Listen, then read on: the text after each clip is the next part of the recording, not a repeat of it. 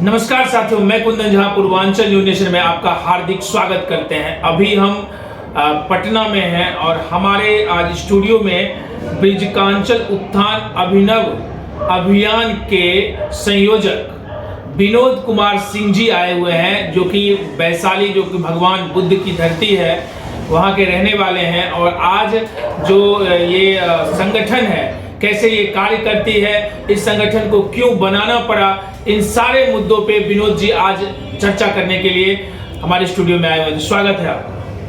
धन्यवाद। सबसे पहले तो मैं आपको ये बताना चाहूँगा कि ब्रिजकांचल उत्थान अभिनव अभियान क्या है। ब्रिजकांचल से मेरा तात्पर्य है कि ब्रिजी शब्द जो है ये बज्जिका भाषा से संबंधित नहीं है, बल्कि लिच्छवी काल में जो 8 बड़े संघ हुआ करते थे, उसमें सबसे बड़ा जो संघ था वो ब्रिजी संघ था। और ब्रिजी संघ का क्षेत्र करीब करीब वही था जो हमारे पिछले समय में तिरहुत कमिश्नरी, पुराना तिरहुत कमिश्नरी, जिसमें अब तिरहुत कमिश्नरी, दरभंगा कमिश्नरी और सारण कमिश्नरी, 3 कमिश्नरियाँ हैं, 12 जिले हैं। इसी क्षेत्र को मैं ब्रिजकांचल के रूप में व्याख्यायित करता हूँ। इस क्षेत्र के सर्वांगीण विकास के लिए हमने इस नाम का चयन किया है, ताकि हमारा जुड़ाव वैशाली से हो सके।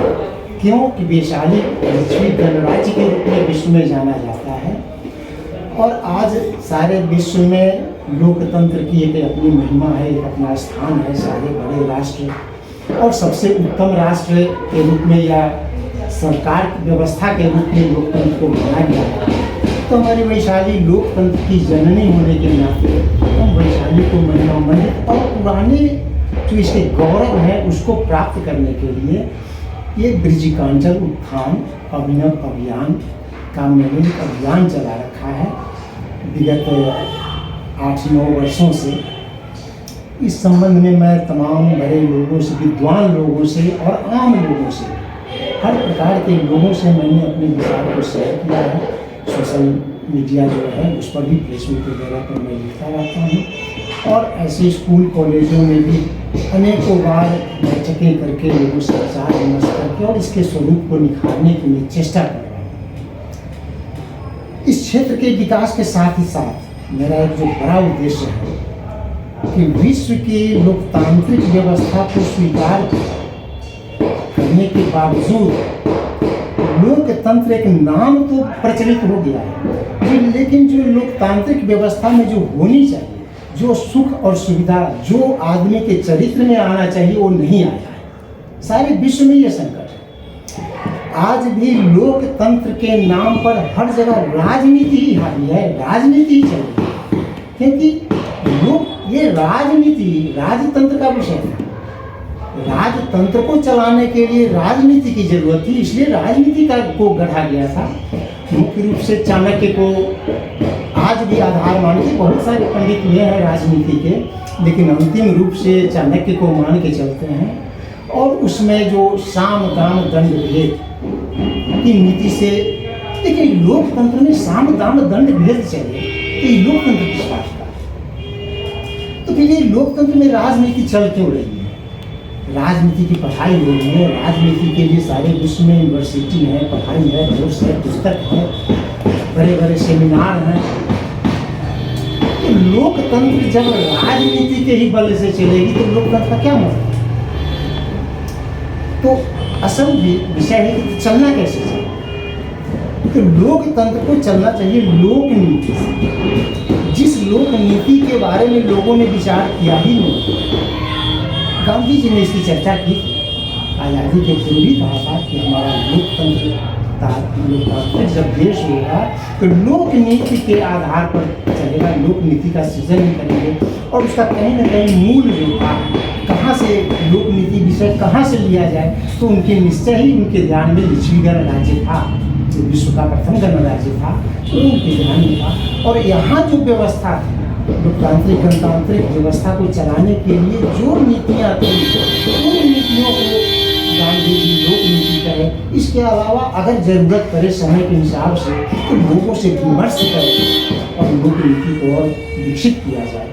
ये गांधी जी का ध्येय था। जेपी ने भी छात्र आंदोलन के समय में लोगों से ही कहा था कि नहीं, जब हम नई सरकार बनेगी तो लोक नीति आधारित सरकार होगी, राजनीति आधारित। लेकिन लोगों ने इसको बिल्कुल उपेक्षित कर दिया, कूड़ेदानी में फेंक दिया। आज भी राजनीति ही हावी है, इसीलिए सत्ता का परिवर्तन हो जाता है, विचार का परिवर्तन नहीं होता है, कार्य करने की शैली में बदलाव नहीं होता है, सोच में बदलाव नहीं होता है। इसलिए मेरा जो ये लक्ष्य है कि आदमी सोच से बदलता है। ढांचा तो आदमी का आदमी जैसा ही रहेगा, छोटा बड़ा गोरा काला, ये अलग विषय है। लेकिन जो बनता है असल चीज़ वो विचार से। और जब विचार उत्तम हमारे अंदर नहीं होंगे तो हम उत्तम व्यक्ति नहीं हो सकते हैं। उत्तम व्यक्ति नहीं होंगे तो उत्तम समाज नहीं होगा, उत्तम समाज नहीं होगा तो उत्तम राष्ट्र नहीं होगा, उत्तम राष्ट्र नहीं होगा तो विश्व कैसे होगा। आज देख रहे हैं हर जगह, चाहे राजतंत्र हो अथवा किसी व्यक्तिगत रूप से लोकतंत्र कहने के बावजूद भी क्या चल रहा है। हर जगह जो तबाही है, हर जगह जो एक दूसरे के खिलाफ मरने मारने पर आदमी उतारू है। छोटा सा उदाहरण आज के समय में भी रूस यूक्रेन का देख सकते हैं। एक ही देशों से बटे हुए दो देश हैं और उनमें आपस में एक दूसरे को मिटा देने के लिए और सारा विश्व उसमें इन्वॉल्व। ये तो कहेंगे हम कि भारत की महिमा है कि विश्व युद्ध अभी तक रुका हुआ है। नहीं तो यूरोप वालों ने तो उसका नींव डाल ही दिया है। अब हमारी तो विशेष ये उत्तरदायित्व है, क्योंकि हम वैशाली के लोग हैं, इसलिए मैंने लिया है इस उत्तरदायित्व कि लोकतंत्र को बचाने के लिए और लोक नीति को लाने के लिए हम वैशाली के लोगों को ही आगे आना पड़ेगा। एक और कारण मैं बतलाता हूँ कि विश्व में जब कभी भी आदिकाल से वैचारिक संकट जब कभी भी उत्पन्न हुआ है तो नया विचार हमेशा वैशाली से ही उदय हुआ है। अब इसके विषय में हम कभी विस्तार से बात करेंगे कि आदिकाल से आज तक क्या हमेशा विश्व को नए विचार दिए हैं तो वैशाली ने दिए हैं, उसी को लोगों ने अपनाया है, सही स्वरूप में अपनावे या उसको तोड़ मरोड़ करके अपनावे। लेकिन विश्व को हमेशा नई दिशा नए विचार देने का काम वैशाली ने किया और इसलिए हमारा एक दायित्व बनता है वैशाली वालों पर। अब वैशाली का एक और मतलब, वैशाली को मैं सीमित, वैशाली तो आज भी एक गांव है मात्र, अब एक जिला नाम पड़ गया है वैशाली का, लेकिन सही माने में वैशाली हम तो मानते हैं कि जहाँ तक लोकतंत्र है वहाँ तक वैशाली है। और चूंकि जहाँ से लोकतंत्र के नींव जो उत्थान का विषय हुआ था तो उस क्षेत्र के करीब में वैशाली प्रॉपर, वैशाली जिला में मेरा घर है, जन्म स्थान है मेरा। वैशाली पहले वैशाली प्रखंड ही मेरा हुआ करता था, अब उससे कट करके पटेली वैसे प्रखंड हो गया है। तो हमने अपने इस उत्तरदायित्व को अंगीकार किया है, स्वीकार किया है और इस अभियान को लेकर के, इस विचार को लेकर के लोक नीति लाना है और लोकतंत्र बचाना है, मेरा मुख्य मोटो यही है।